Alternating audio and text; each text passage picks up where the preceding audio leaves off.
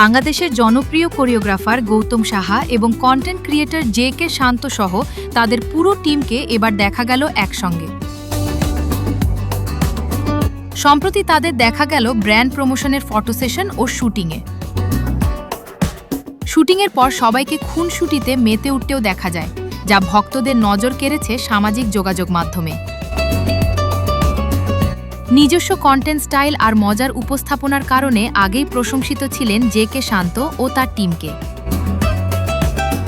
তবে এবার গৌতম সাহার সঙ্গে একাধিক ব্র্যান্ড প্রমোশনে যুক্ত হয়ে নতুনভাবে আলোচনায় এসেছেন জে.কে. শান্ত ও তার টিম।